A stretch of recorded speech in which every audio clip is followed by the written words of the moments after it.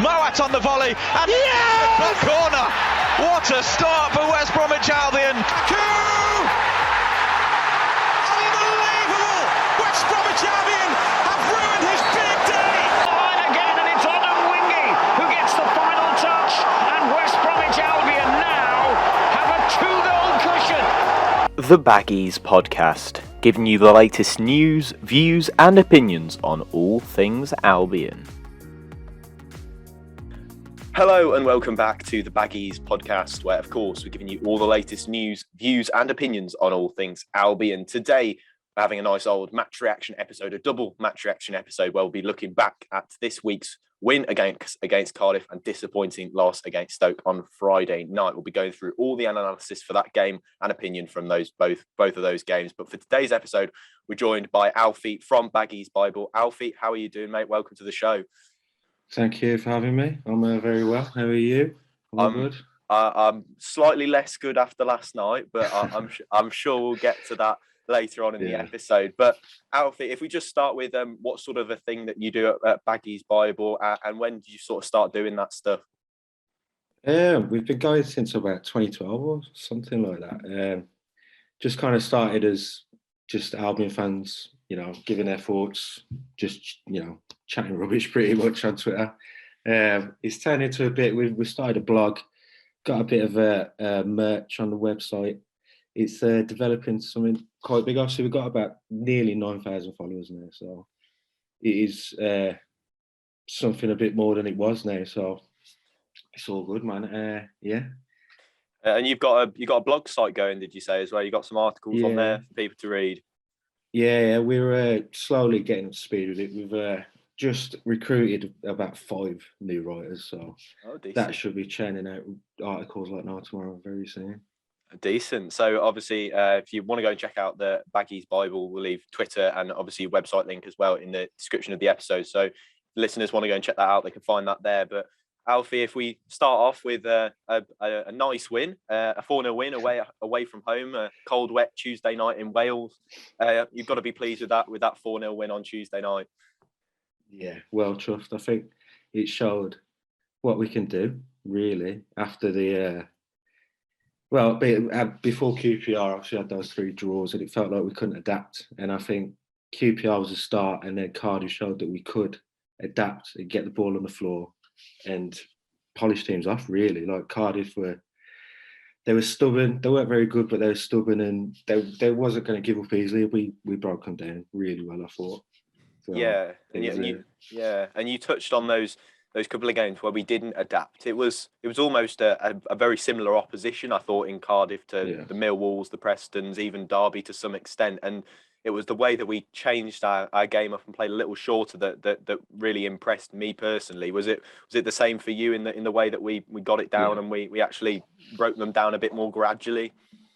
Yeah, 100%. Like I said, you was watching the Millwalls and the other ones, Derbies, and it felt like we just didn't have anything. We just ran out of ideas against the low blocks, but against Cardiff, it looked like we just turned it on, and like you thought, that's how we want to be playing against those kind of teams. And if we do on a regular basis, we will, be right up there. Yeah, definitely. And I think it was good to see. Obviously, Grant got a couple of goals the game before against QPR and scored a really nice goal. I suppose Stoke obviously will get on to where he wasn't so good, but obviously him having a bit of confidence from those couple of games, it's one of those things. What do you think about Grant sort of recently? Yeah, he's I think his performance has always been there. I think obviously the 2 goals against QPR really, obviously his confidence in it, and then he scored again against Cardiff. It was a great goal, and I think the way that he hit the ball against Cardiff, I haven't seen him hit the ball like that this season. It felt like he wasn't hitting his shots with any conviction. He didn't have no confidence, but now hopefully he can keep that rolling and score some more goals for us. Yeah, it's not very often you can find us really scoring 2 goals like the ones that we scored against Cardiff. I mean, both of those to come in the same game. I mean, possibly both goal of the month contenders, obviously from a league perspective. Obviously, Moat's strike, we'll have to go into that because, I mean, that's the second time he's done that now. I think he took the fact he didn't get goal of the month last month a little bit personally, and I think he thought, right, I'm going to have to notch another one in like that to see if I can get it. His technique and his dispatch on the ball is just incredible, isn't it, Alfie? Yeah, it's perfect. I don't think you could hit a ball sweeter if you tried 100 times. It's just incredible. I think he's just got that natural talent. I think you find with a lot of left footers as well. We've got a few of them, to be fair, but yeah, Moat is the 2 goals that he scored. Well, he scored 3, but the two from outside the box are just unbelievable goals, really. So I don't think we've seen a lot of that like recently. I think we had a bit of it with Pereira, but not to that kind of quality. Yeah, it's great to see.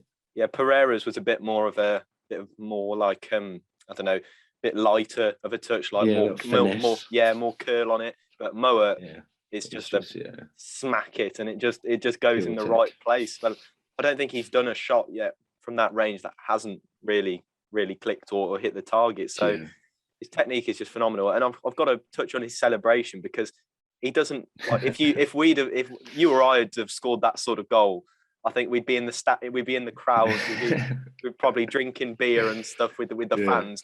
He just puts his arms up and just sort of walks away. It's amazing how he just acts so calm after it, isn't it? Yeah, just standards for him, I think, though, isn't it? I think those are the standards he's got for himself. But I think he said after the game, didn't he, that he didn't know what to do because it was that good of a goal. Yeah. So he just kind of turned around and was like, what the hell? What have I just done? But yeah, he said it was a bit of the Cantona, so keep more of that coming.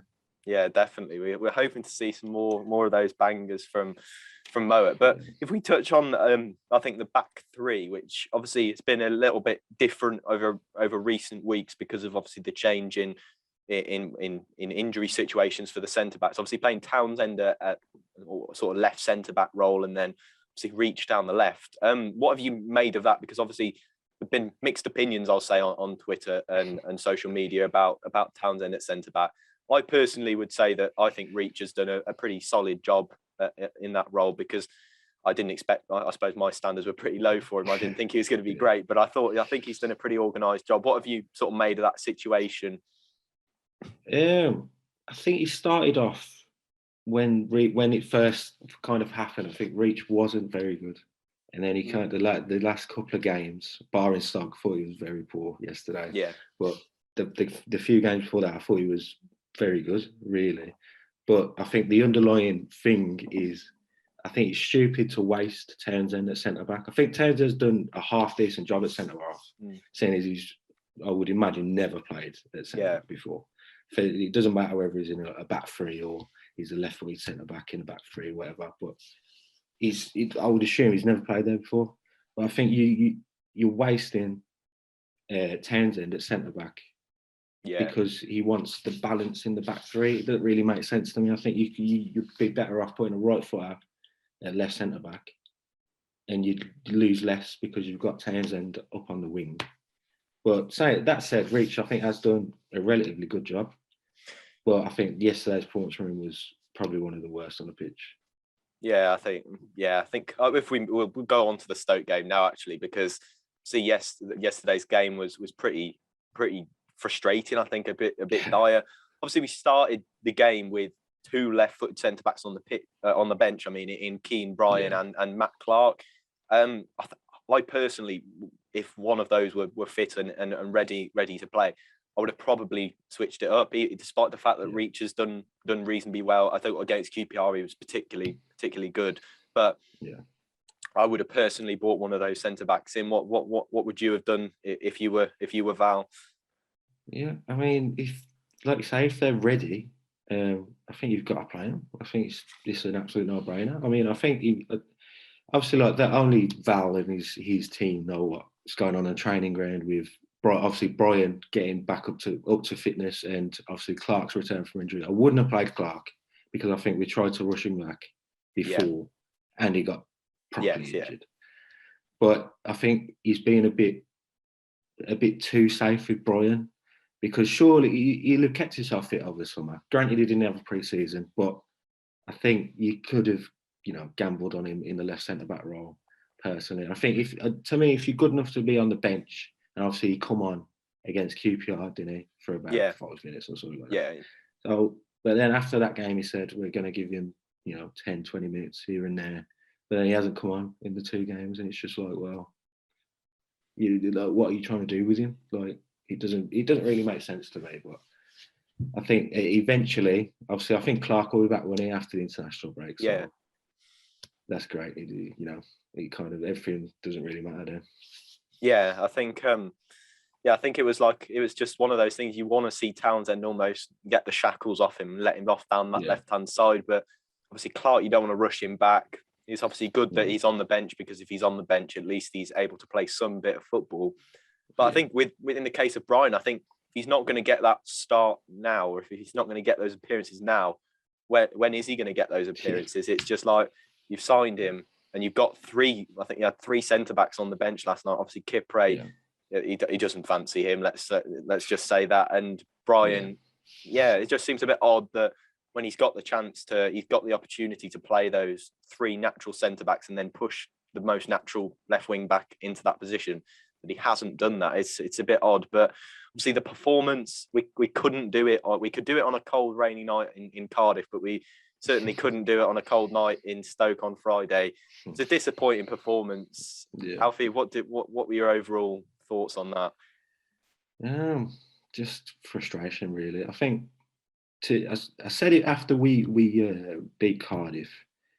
The frustration that came with the 3 draws was because we know how good we can be, and then Cardiff showed that. Yeah, that's how good we can be. So it's frustrating when you get those results because you know how good you can be. And I think that was again yesterday, and we just didn't show the levels that we could have. And I think Stoke are a decent team. They've got some decent players, but I didn't think they showed their best either yesterday. Yeah. And I really think we was just below par. And I think just too many below par performances. I think the subs just didn't make an impact. We just didn't react to anything. Like, you think they hit the post, didn't react. Yeah. Sam saved the penalty. We just didn't react. And it's just like, well, it just didn't feel like we ever got out of first gear, really. So it's just frustrating for me. Yeah, it was one of those games where they just sort of, it was typical Albion in a way, because there were just waves and waves upon our goal, and there was just no switch or no click in our heads that said, we better tighten up, we better switch on here. There was just no, as you said, no reaction from it. I thought that obviously we played 2 in midfield against Stoke's 3, and I felt it was a pretty hard job on Livermore and Mowat to chase around 3 midfielders who essentially have got legs. Obviously Nick Powell, I thought played pretty well, obviously got the goal, but I thought it was a bit of a chasing a bit of a lost cause in that midfield with the 2 against the 3. What did you make of that? I think you're probably right. I think I think their main threat, was the counter, to be honest. So I think the whole of the midfield got bypassed at times. But you are probably right. We could have just done with an extra man in midfield just to, get their foot on the ball and try and dominate in the middle, which I don't think we've done at all season, apart from probably Cardiff and Sheffield United. So I think, but he's dead set on the 3-4-3, and so I think it'd be hard anyway for Val to kind of do a little mid-game rejig and put another man in midfield or whatever. But I think you're probably right. There was a bit of we was a bit overrun in midfield, really. Yeah, I think it's a difficult task for Livermore and Mo. I think they've both got legs in themselves. Obviously, they've both got the work rate, but at times it felt like they were both kind of just chasing shadows, because I think Joe Allen was dropping deep, and then nobody was getting near him, and then all of a sudden they switched round and they sort of did like interchange of their positions in midfield, and then all of a sudden Livermore and Moat are sat marking nobody, and Stoke midfielders are just bypassing them. It's a difficult thing for them. Obviously, the 3, as you mentioned, the 3 draws that came were really frustrating. Where would you rank that game among those? Because I've seen some people saying it's the worst performance of the season. I've seen some people saying it wasn't so bad, and I've seen people saying it was pretty bad, but not as bad as the others. Where would you rank it among the others? As a performance, yesterday I was saying it was the worst that we've played this season, and I think that is pretty mental, seeing as I think we played really poor against Derby, especially. Yeah. And Millwall as well. But I think the draws were for different reasons than yesterday, because it almost felt like we had a bit of attacking threat yesterday. Whereas in the draws, it just felt like we just ran out of ideas. But I think yesterday was the first time that we was second best. Yeah. And it feels like it wasn't because they was very good. They was good. Obviously, they deserved to win the game 100%. But I think it was a lot to do with us just not being very good, which is incredibly frustrating, I think, because we've shown the levels, you know what I mean? Yeah, it's frustrating because obviously we've shown, as you said, we've shown that we can be a lot better than that. Obviously, Tuesday night, you think, look at how good we are, and then come to Friday and things just sort of fall apart. I thought, as you said, Stoke were much better than us yesterday, and they executed their game plan perfectly, and they could have made it probably 3-0 on perhaps another night with the chances that they had. Obviously, we had a own goal that was ruled out because of a foul. We had a penalty save, so yeah, it could very well have been 3-0 on another day. But obviously, up front, we played Hugill last night, and he's come into the side over the past couple of games. Obviously, a bit more physical than the other options. What have you made of Hugill coming into the side? In general, I haven't made a lot of it, to be honest. It's just, I think he's had a few flashes where he's shown good hold up play, and he's obviously the touch in the QPR game to win the game was incredible. That was a top quality touch. But other than that, he hasn't really shown much, I don't think. But I think yesterday's game didn't really suit him. I think he could have done with either Robbo or Phillips up front. He could have, turned the centre halves and got him behind a bit. Whereas Hugo wasn't trapping anything. He wasn't holding anything up, which is, you're off to a bad start, in you. But then there's nothing in behind. Do you know what I mean? Look, it just didn't really work for him yesterday. It's probably the poorest he's played. But I think he'll still have a big role to play for us this season, especially against the big boys, the big centre halves. Like the Millwalls, they've got like 3 6'5" centre halves. Yeah. So I think he'll still have a massive part to play for us this season. Yeah, and he was against a pretty physical back line, to be honest. Obviously, Wilmot and Suter and Chester are big lads in themselves, and it just wasn't sticking for him. Everything that came to him seemed to. But normally, I said against QPR, he was pretty good with holding it up, and obviously you mentioned that touch was phenomenal. A bit of improvisation, really, as the defender's coming at you, and you just flick it round him. And without that, we wouldn't have scored. So he's done some good things, but obviously last night, I think collectively it was just a poor performance, and I think being a little unfair to single it out on just one player.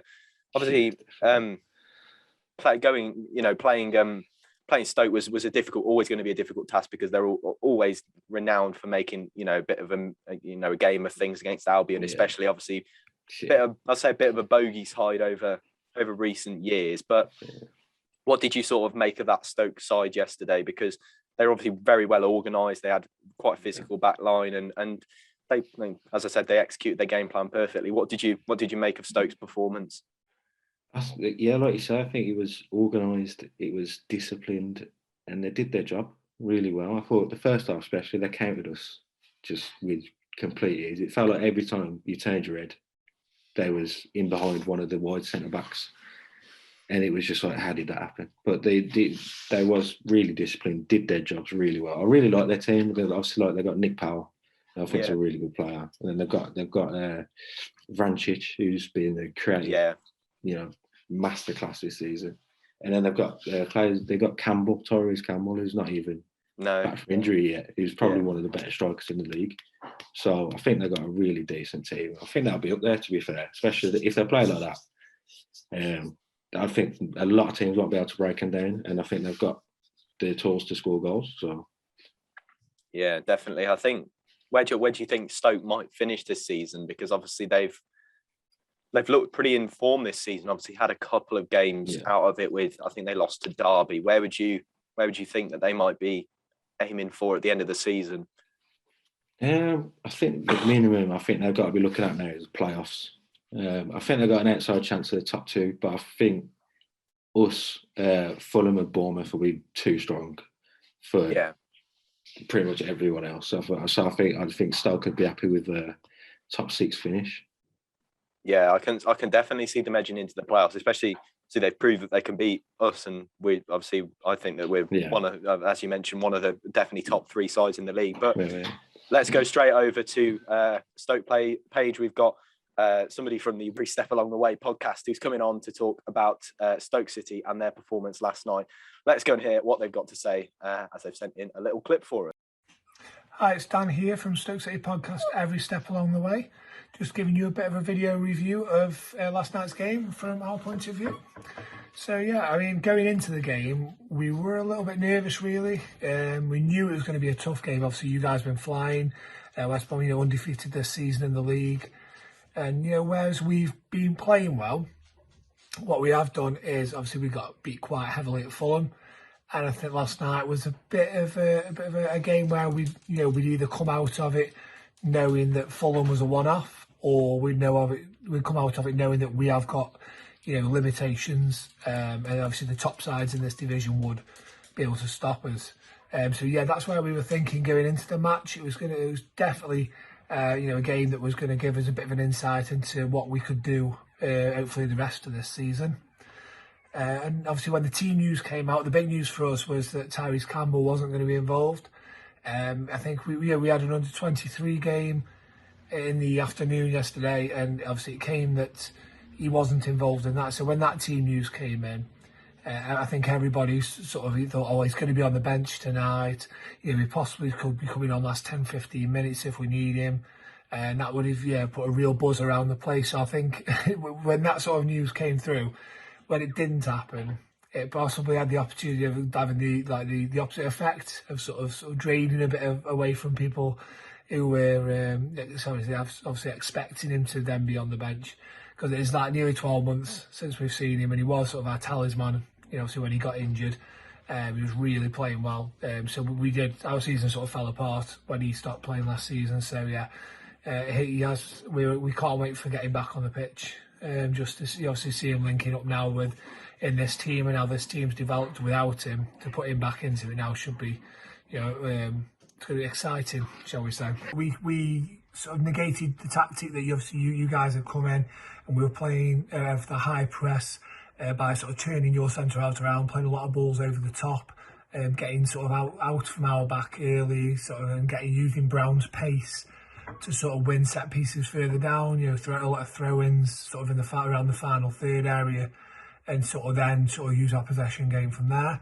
It's actually a big change for us this season. We haven't usually been playing any long balls really, but obviously last night it was a tactic that the managers thought would work, and used it to negate sort of like your number one tactic, which obviously was the high press and trying to force us into making some mistakes. And I think we did have a couple of dodgy episodes at the back at Preston in midweek as well, where we were lucky to sort of get away with them. So maybe that played into it as well, and they thought, if we sort of give the quality players that you've got up front opportunities, then they're going to put them in the net. So we didn't want get rid of the ball where we can, and obviously as well use Brown's pace to sort of get us up the field quickly, and then we can sort of pass it around and play with the ball from there.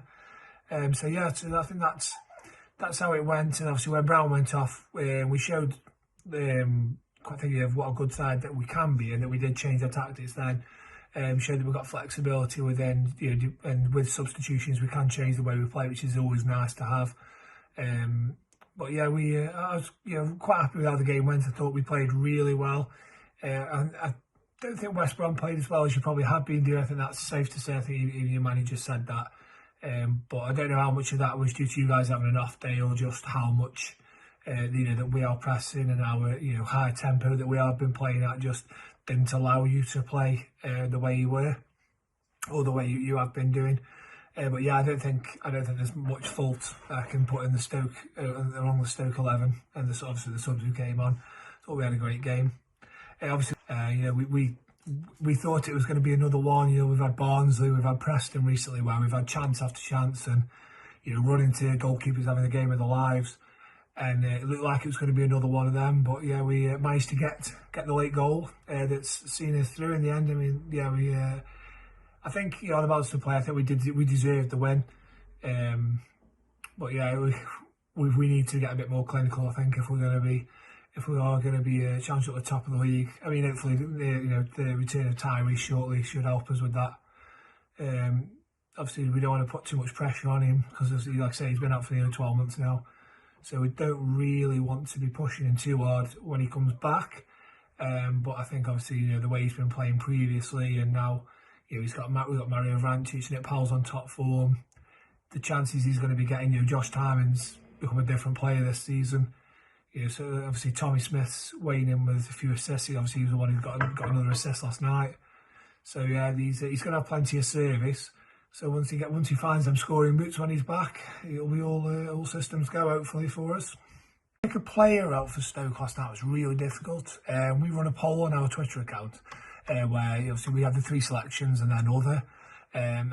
But last night we just couldn't do it. We couldn't find 3 players that deserved to be in there, or more to the point where there wasn't 8 or 9 that didn't deserve to get mentioned. So I think what we did, we just put one thread up, put everyone's name in the comments and just got people to like, because we couldn't narrow it down.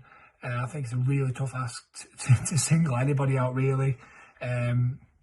What I will say is that Joe Allen was fantastic, considering he had basically a month out of the team. To come back in with the energy and the drive and the commitment to everything that he got last night was amazing.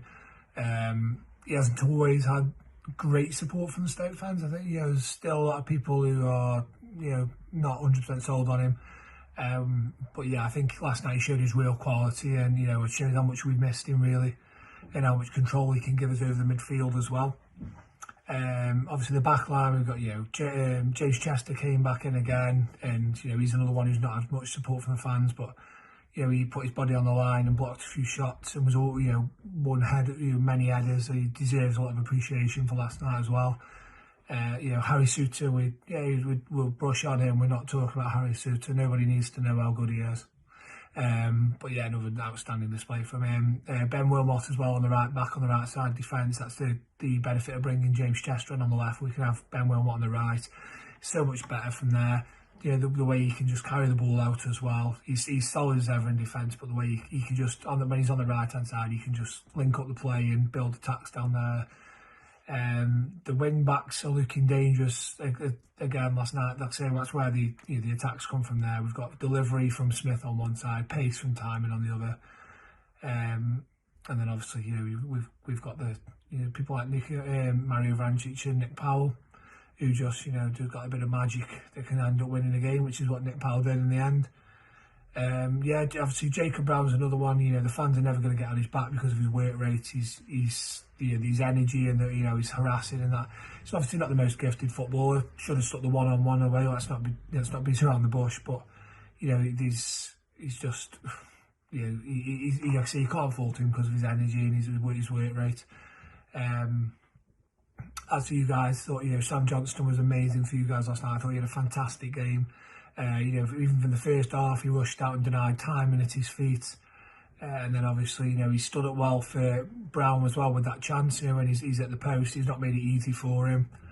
And then obviously second half, he had the free kick from Vrancic, so he's tipped onto the crossbar. I know he gave the penalty away, but he's got to dusted himself down and saved it as well. He's had a great game. Then there was the point blank save before that from Surridge as well. That he saved from. I know the strike. You could say the striker shouldn't give him the opportunity to save, but he did. But he still had to save it, and it was a great save.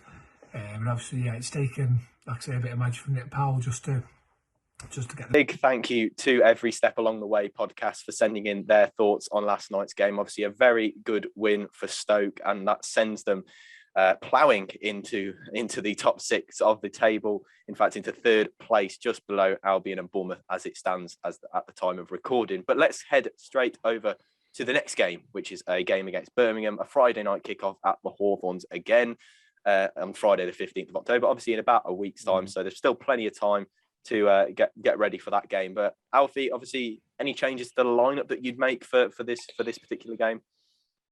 Yeah, it's always hard to say, innit, because it's after the international break. I think you got to try and get Clark or Brian back in, as we discussed earlier. I think that's the main one. And then obviously Townsend to left wing back. Other than that, Blues, it's the front three, innit? I think it's really hard to predict. He's like Pep with the front three, and he's constant rotation. I think I've played Grant Robinson, and Phillips probably. I think they've probably been our three best forwards. I don't think Grady deserves a spot at the moment, to be honest, because he's just hasn't really brought anything at all. I thought he'd come on yesterday and made such a little impact. Yeah. I think I wouldn't have blamed you if you didn't realise he'd come on. So I think you've got to give Grant and Robbo a spot for sure, because I think they've been our two best attackers and that showed me the numbers. So I think, Grant, Robbo and Phillips for me. And obviously the two centre midfielders in Furlong. Yeah, and you say you push Townsend back into that spot, and preferably, would you bring in Ryan, or would you say I think Clark should be ready by the end of the international break? I personally, if he's ready, bring him in, because I think he's looked class this season. If he's ready, then I think he's obviously ready to come back in. So I'd personally stick with the same as you. I think Dean Garner hasn't earned a place in the side just yet. I thought he's done some good bits. I think against Derby, I thought he did some good trickery, and I think he looked a bit sharper. See, against Cardiff, got his first goal contribution since I think last season against Everton, which I suppose might breed a bit of confidence in him. But for me at the moment, I think he's just going to have to be used as well.